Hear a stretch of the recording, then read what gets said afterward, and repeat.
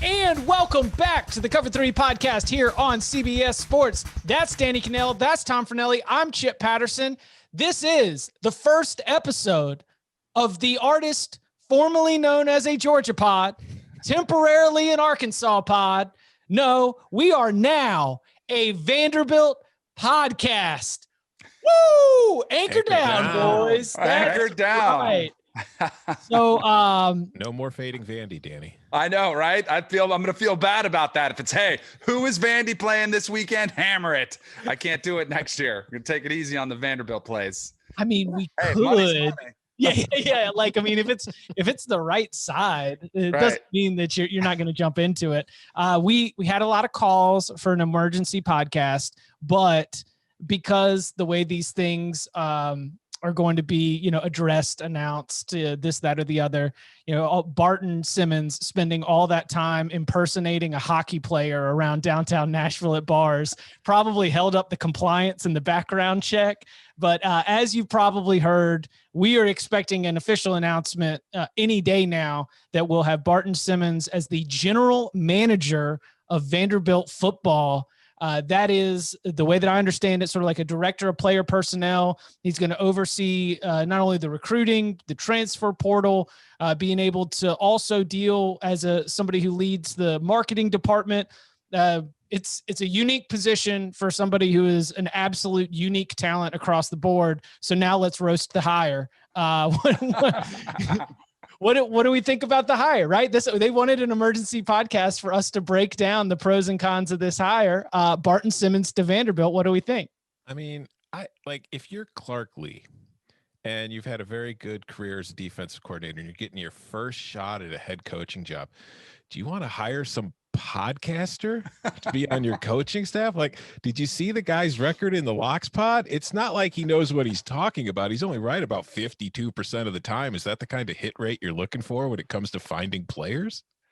Exactly. I mean, barely eked out a victory over a bunch of schleps like us. Like, what kind of resume builder is that?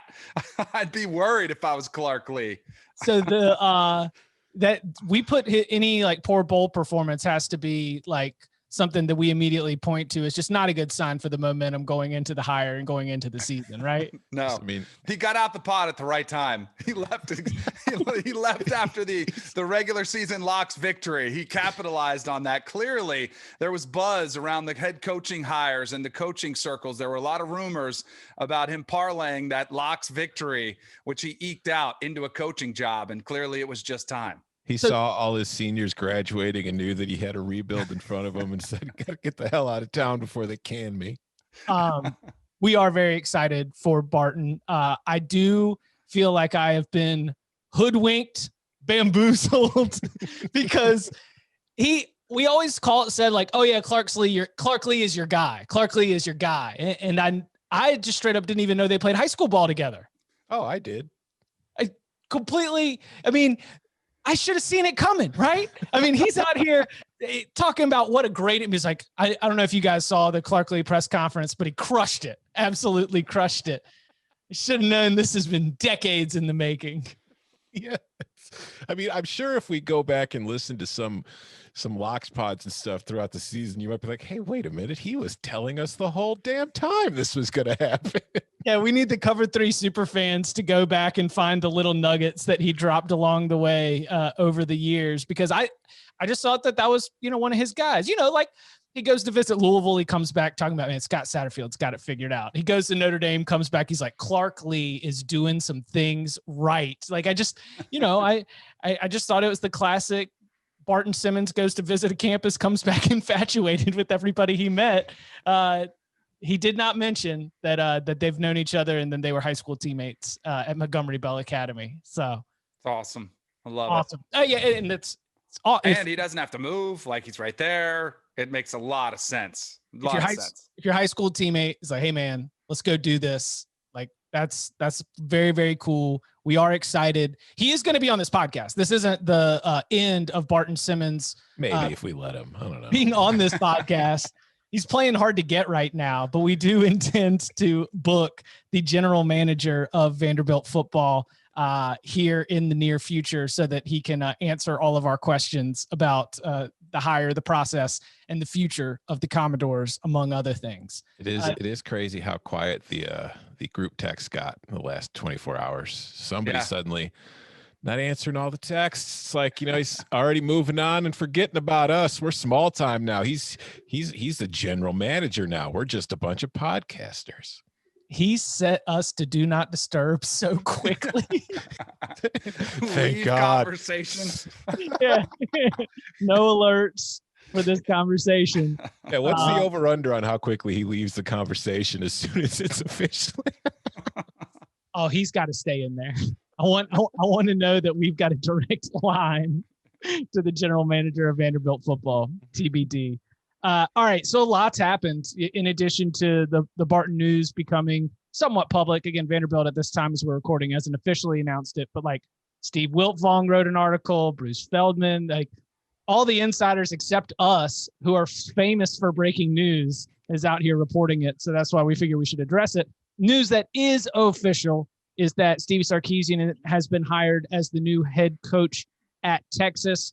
Tom and I got in a little bit of instant reaction as it broke while we were on HQ, just making some Orange Bowl picks. Danny, as we've even now had a little bit of time to digest it, what's standing out to you about Sark at Texas? And is there a storyline that you're latching onto, or do you even already have a feeling about whether or not you think this is going to be something that is going to work out for both parties? I'm curious to see how this goes. I mean, obviously, this is one of the most expectation-filled jobs in the country. I didn't love the fact that they parted ways with Tom Herman when they did 7-3 season. I thought his team still fought till the end. Like when I evaluate head coaches and should you fire them or not, I don't look at the records necessarily, but I want to see if a team is progressing, if they're buying into the messaging, if they're still rallying around you. And I thought Texas was. That's the thing that was kind of shocking about this. I do feel like that the Charlie Strong quote might actually play better for Sark than it did for Tom Herman. Remember the Charlie Strong quote about him saying, "Hey, I baked the cake. I baked the cake. Now he's going to get to enjoy it," or I forget the finish line, whatever it was. But I do feel like there is some talent on that team. I think Sark's probably glad that Sam Ehlinger has announced he's gone to the NFL. From what we saw of the quarterback in the bowl game in Casey Johnson, it looked pretty good. What you saw in Bijan Robinson looked pretty good. Like he's got some offensive weapons that are going to be there. The recruiting rankings, I'm sure it caught out to you guys when they showed all the teams that are kind of in that 80% range. Texas was right there with Alabama, with Ohio State. So like that, he's going to have some good weapons. I will say this though. I get worried. Same reason I was worried about Tua when he comes out of Alabama and then you plop him in with the Miami Dolphins in the NFL. I don't want this to be an insult, but it's a lot easier to call plays when you have the best wide receiving core in the country, including maybe the best receiver we've seen in the past 5 to 10 years, the best offensive line in the country, the best running back in the country, and a quarterback who's playing as a top 5 quarterback in the whole entire country. It makes it a little bit easier to call those plays and look like a genius. Now, you're still going to have that type of success and efficiency, and it's a different animal. I'm happy for Sark. I like Sark. He's a good guy. I'm all about second chances and third chances. One of them due to personal issues at SC, and then one for production at Atlanta with the Falcons in the NFL. But I don't know. All these hires, I've learned not to say it's going to be horrible or it's going to be a home run hire. Like it's probably going to be in 3 or 4 years. He's probably going to be close to Oklahoma. Maybe he knocks them off once, but does he get this team in the playoff? And that's how he's going to be judged, because Oklahoma's already been there and they're going to be in that conversation. So we'll see. Like it's kind of, I know that's not the hot takey angle to take, but I mean, it's probably going to be the reality of the situation. That's the thing, like you mentioned, the quote-unquote home run hire. I'm pretty sure Sark is the 3rd straight home run hire that Texas has made. Like yes. Charlie Strong was a home run hire. Tom Herman was a home run hire. Sark's a home run hire. It's like, okay, let's find out. I've talked about it enough. I'm skeptical. It's nothing against Sark as much as it's the situation as a whole. And it's the fact that, like, I understand why you're moving on from Herman, because he wasn't winning as many games as you want. I get it. That's your prerogative if you're Texas, if you're the people in power that are making these decisions. But I thought that if they were going to do this, they were going to come with a big name. And that's not a knock on Sark. It's just Sark didn't strike me as the kind of person that they were going to, pull the trigger on Herman for, particularly because, at stops at USC and at Washington, Sark has a worse record than Tom Herman did at Texas. So I don't know. We'll see if that Saban shine works on him. I think what's more interesting now that Sark's gone, my favorite thing is the report this morning that Saban's looking at Adam Gase and Bill O'Brien to replace Sarkeesian. If he can turn. Now I'm a bigger believer in Bill O'Brien, and he's had a success. As a coach, not a GM. Exactly, as a coach and as a play caller, as an and as a quarterback, guy. I have more faith in him than I do in Adam Gase. But that's going to be fascinating. Like you talk about what makes Nick Saban the greatest. There might be more accomplishments from Nick Saban that aren't national championships that will have him deserving of the greatest ever. How many coaches he's had fired in the SEC is a phenomenal accomplishment because everybody's judged by him. But the coaching tree, like if Adam Gase and Bill O'Brien or whoever it is parlays that into another job, that will be an accomplishment in and of itself. Like that'll be insane. Two more things on Sark. Real quick, I do think Sark will be the closest thing. No one's Mac Brown, but personality-wise, working the boosters, the high school coaches. Sark's been at USC. That's an advantage. There is an advantage to having been there, having been the head guy there, the uniqueness of having to cater to a lot of big personalities who hold a lot of influence. So I think that'll help. And I think he's, Herman's a little bristly. He can be a little bit different. Charlie Strong clearly didn't fit in with the high school scene. And then maybe the most important thing is the hires that he's going to bring in. Like if he amasses a staff, Will Muschamp, if he brings him to be his defensive coordinator, there's going to be a lot of excitement around Texas. And I think he will. There's a part of me that says Texas doesn't do this with Sark alone. It's behind back channeling, and all these guys have staffs ready to go. Like they know who they're going to call. And whether it was Sark or his agent says, hey, do you know he can get this, and this lined up to come with him?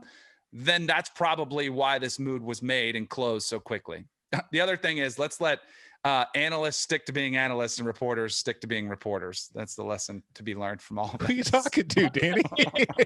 My guy Pollock is a great, I love Pollock, but I mean, that was the weirdest worded tweet ever.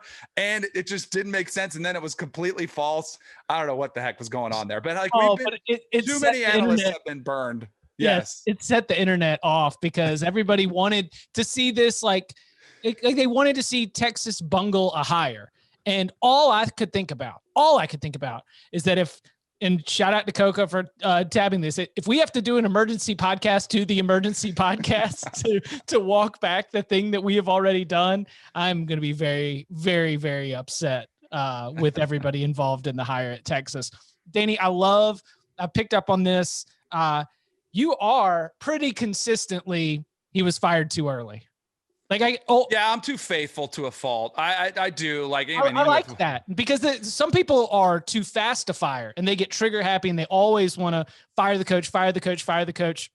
In the economy of takes, I kind of like that you're always on the position of the sitting coach, where I think that opinion doesn't get brought up enough. And Herman was 4 years into it.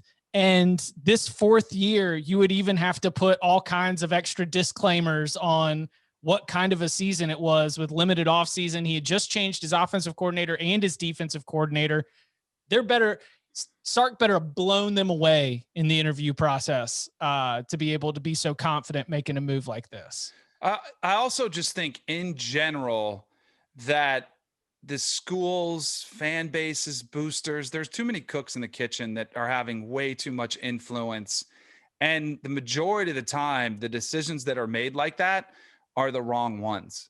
I don't know. I look at, there's too many firings that happen with way too much money left. It's fiscally irresponsible. Some of these decisions that are made too soon when you could have let it play out for another year or two. And, no one lets anyone work through adversity. They don't let you get better. They don't let you learn how to be a head coach.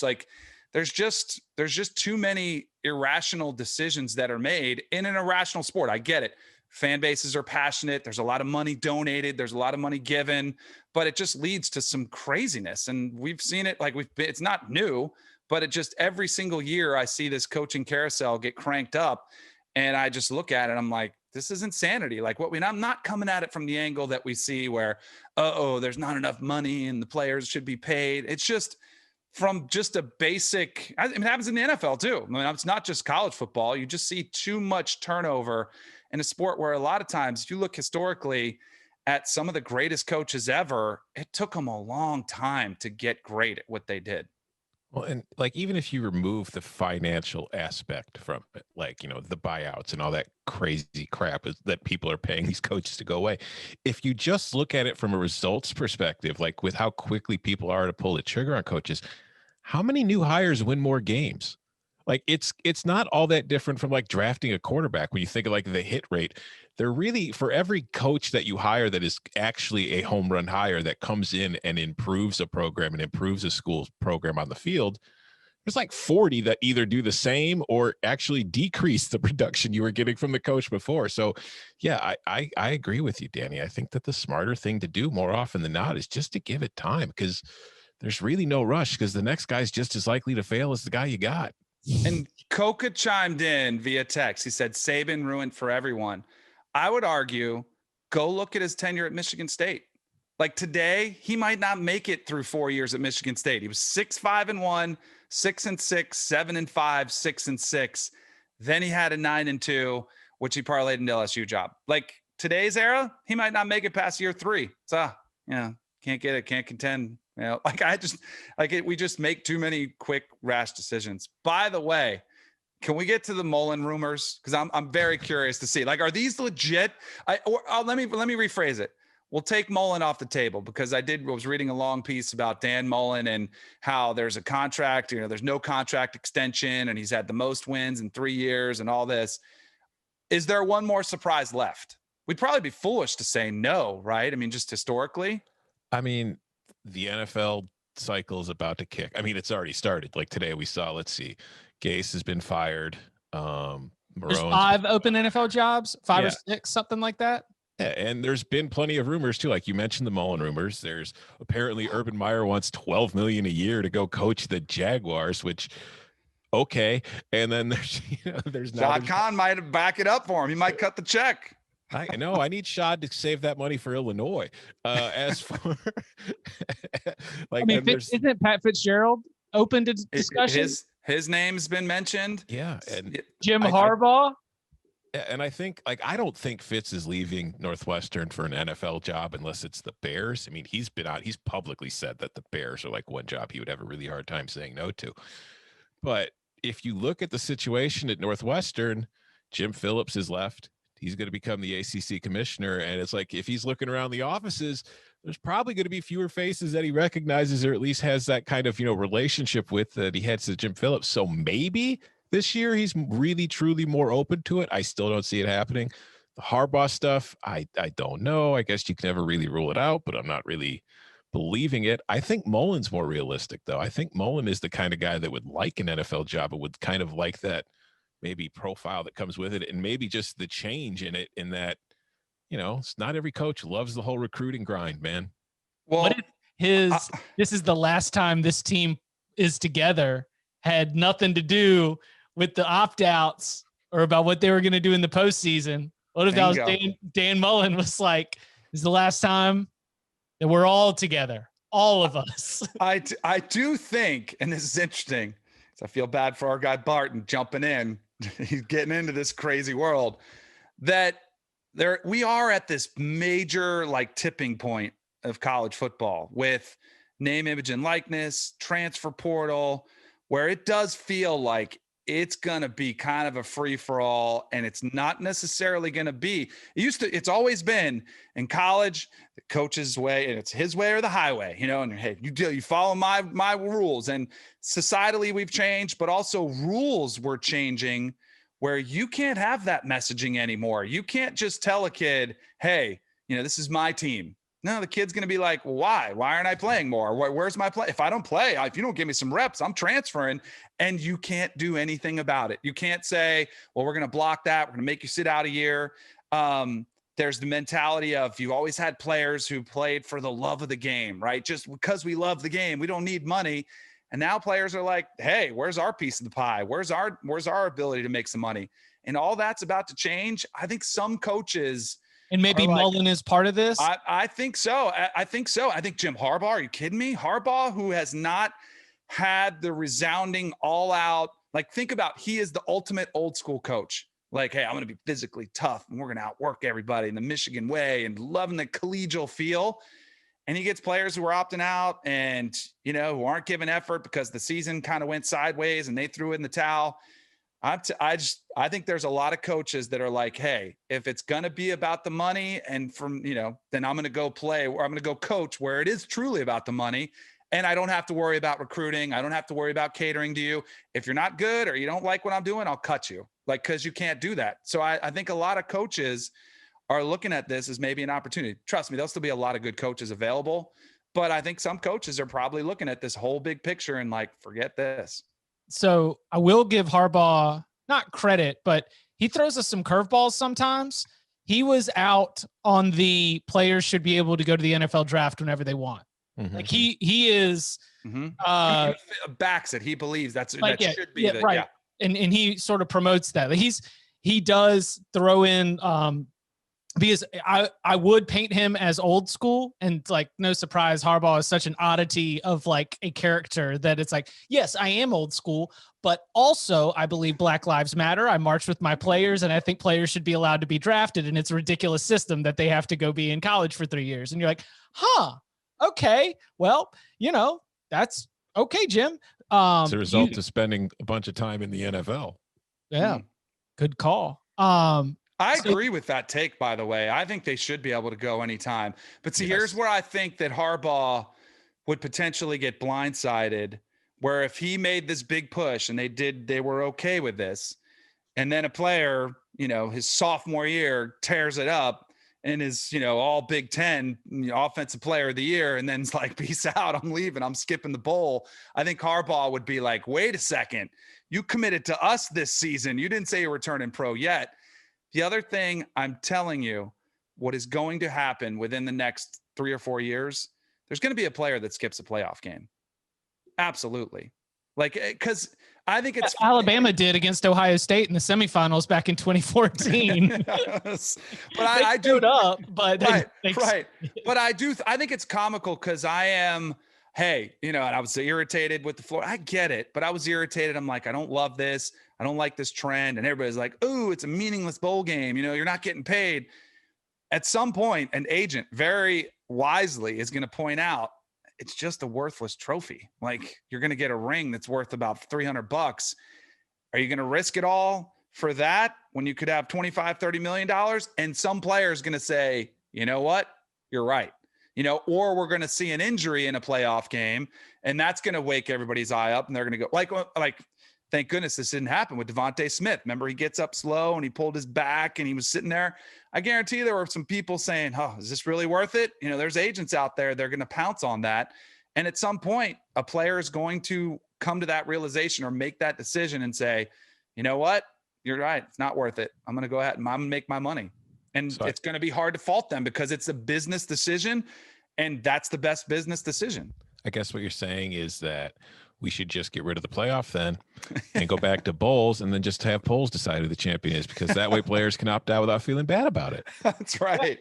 I mean, that would be it. Like, the whole expand the playoffs is going to solve it. As much I'm a fan of expanding the playoffs, I don't think that's the solution to all of a sudden opt-outs ending. There's always going to be players that are going to, especially just from now on, I think the mid to late season opt-out, 8 or 9 weeks in, I think it's just going to be a part of college football now.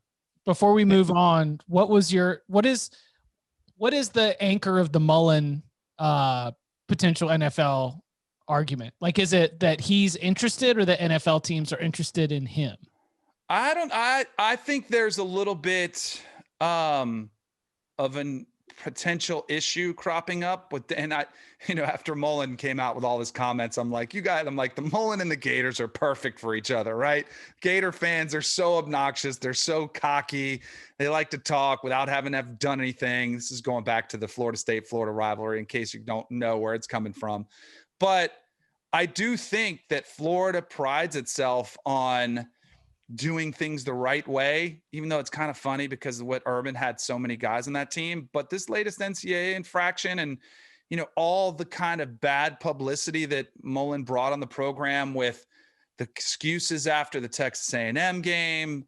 And then literally the same week they have a COVID outbreak and then the Mizzou game. Yeah. And then after that, there was the Missouri debacle where he's out there, saying he's trying to calm it down, but he's really, telling everybody to get up and keep bringing it. Like it just and he should be thankful for Dabo because Dabo took so much of the negative publicity across college football. But I think in Gainesville, there's some people that look at it and like, when you look at it, they still had 4 losses this year. And the thing that's amazing is they've been able to spin it as such a great season when there was another coach who got run off making back-to-back SEC championship games, but it just kind of ended sourly. So there's an expectation there. I just think it's interesting. I hope he comes back. Like I like Dan Mullen. I think he is good for the Gators. I think he's done a fantastic job, but I just wonder and I think there isn't a contract extension on the table. And if there's not, he's probably like, what's going on here? Where's my money? Yeah. And like the other thing about Mullen rumors too, is it's not coming from like message boards. Like it's Adam Schefter who's saying that Mullen is actively seeking an NFL job. And there's reports that like, if the Jets were to offer him the job, they think he would take it. So clearly, I mean, he's been asked about it plenty of times over like the last year or two. And he's never really come out and just said, no, I'm not interested. He's kind of always, given non-answers to it, which non-answers are generally pretty strong answers. And I think that since considering the source of where it's coming from, I think that it's a plausible, realistic scenario. But whether or not the NFL teams are interested in him, I don't know. But I do think that if you look at the way NFL teams have kind of changed their philosophy as far as hiring coaches and just generally the philosophy of the way that they run their offenses, I do think that Dan Mullen, what he's been able to do, what he was able to do at Mississippi State, what he was able to do at Florida as the offensive coordinator before that, what he's been able to do with this Florida offense this year with, Chip, a quarterback who throws paper airplanes. I think that he is somebody who would be appealing to the right NFL team. And if like you're the Jets and you're maybe considering drafting Justin Fields with the number 2 pick, the idea of pairing him with Dan Mullen might not be the worst thing in your mind. And life is about timing, right? When to make these decisions. You just had your quarterback who you maximized. I mean, absolutely maximized the most out of Kyle Trask. You had one of the best tight ends we've seen in recent history. Your defense was right on the edge of being bad, but kept you in there. Like the perception of you right now is you could parlay this into it. But what if Emory Jones isn't the answer? What if that defense doesn't get any better? And look what's happened in Georgia. Like they're not going anywhere anytime soon. And they just got over that hump. Like and Nick Saban's not going anywhere. Like, so if you were looking at timing, I think you'd be smart to kind of weigh those options and look around. Plus I was not aware. I just saw this before we came on of the money that NFL coaches make because we're so, oh man, the 9-10 million is insane for college coaches. And I mean, look at what Gruden got. And that wasn't even at the top of the list. Did he get 100 for 10? So he's getting like 10 a year. I was just reading an article said Belichick gets 20. Pete Carroll's 15 plus. Sean Payton's 15 plus. You just had Matt Rule. Didn't he get 7.5 or 8 plus? Like he got a D. I can't remember what it was off the top of my head, but it was 7 years. Yeah. And it's scary. Like that's why I think some of these coaches are like, let me kick the tires and see what's out there. I mean, Urban Meyer asking for 12 it sounds crazy because we're used to the college game. But if I was him, I'd ask for more than Gruden. Why not?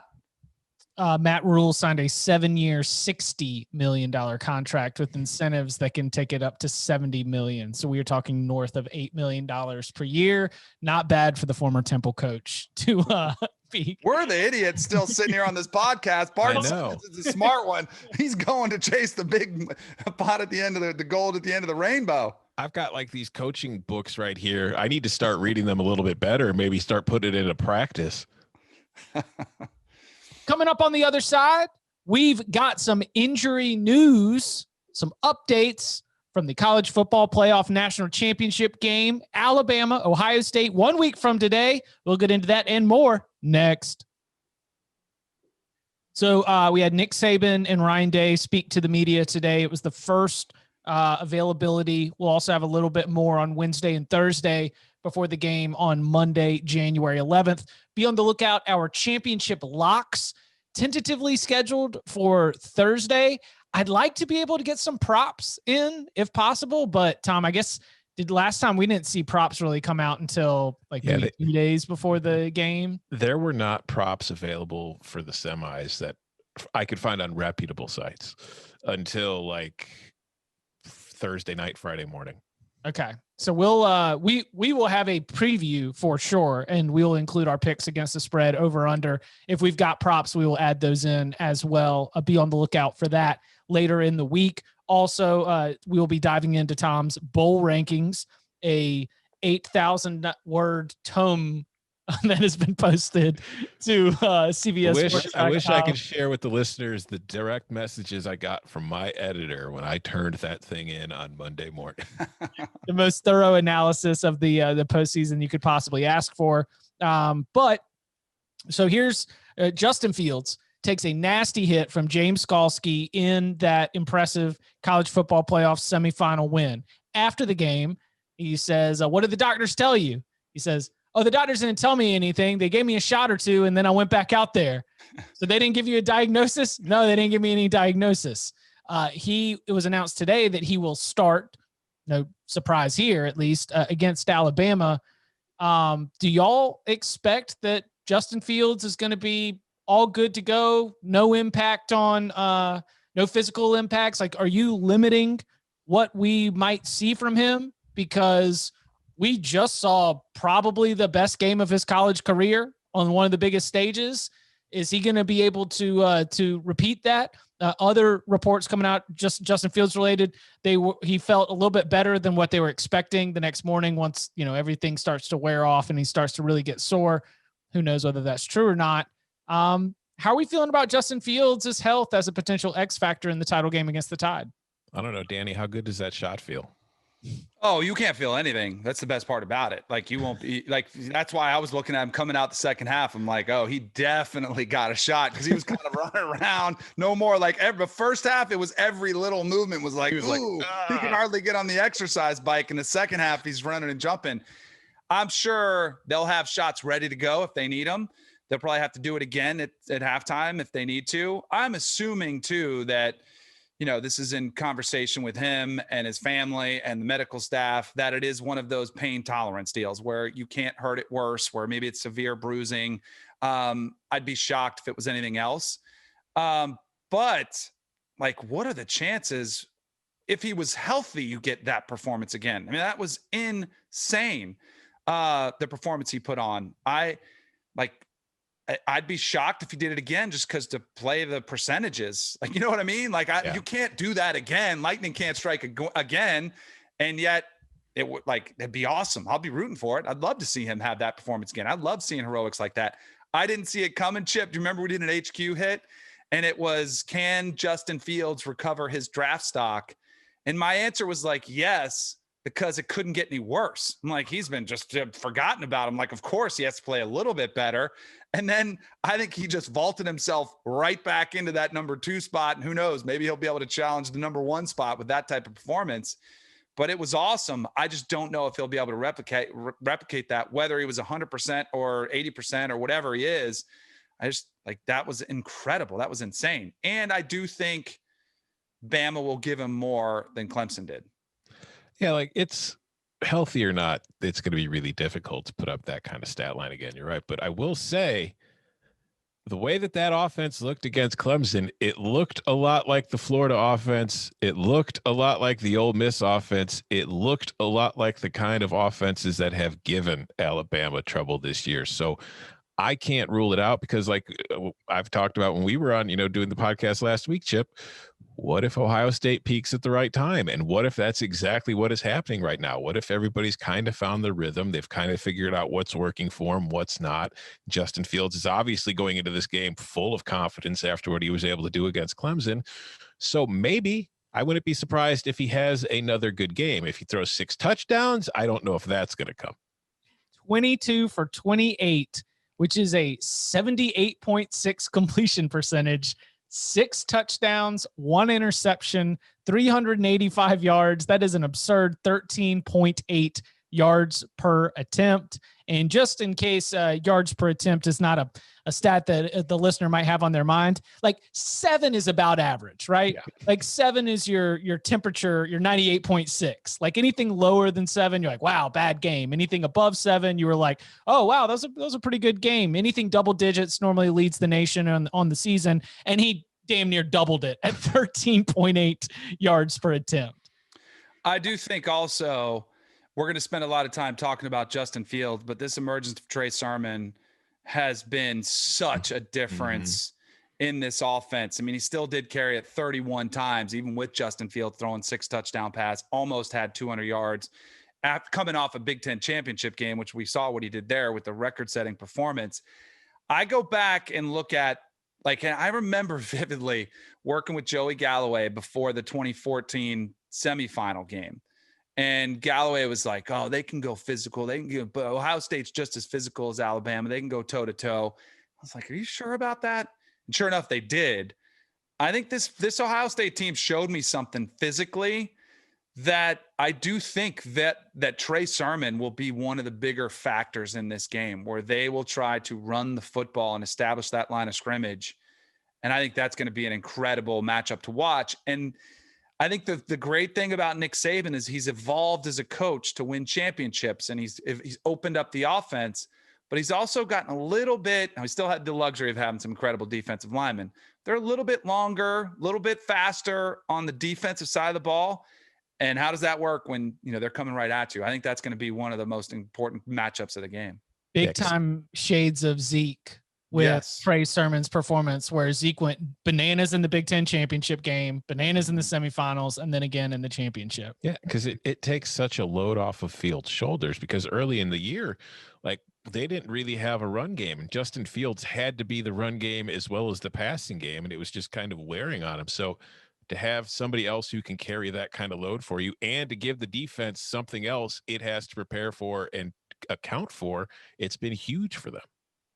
On the Alabama side of things, in case that offense has not been terrifying enough, AL.com is reporting that Jalen Waddle is back at practice this week. Well, good luck. Oh man. The question has been posed, how does Ohio State win this game? And I think that my answer right now is they win 55-52 or 49-45, because even without Jalen Waddle, I was just thinking, I don't think that Alabama's offense is going to have trouble scoring in this game. And if Jalen Waddle is out there too, I don't know what you do. I don't know who you try to stop. I don't know where the mistakes are going to come from, or if there's going to be enough mistakes to be able to prevent Alabama from at least hitting its average of 49, 50 points per game. If you look at what Ohio State did schematically against Clemson defensively in the secondary, they were kind of, in a way, taking the load off of every other defensive back they have besides Shaun Wade. They were asking Shaun Wade to do a lot. Shaun Wade was responsible for a lot. And I feel like you could maybe employ that same kind of strategy they took against Clemson against Alabama when it's only Devonta Smith.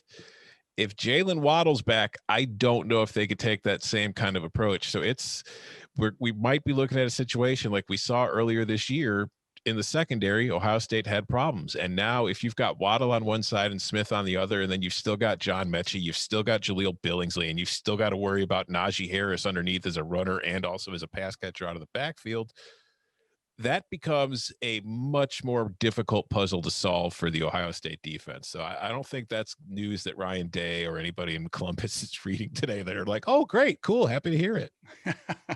I don't know.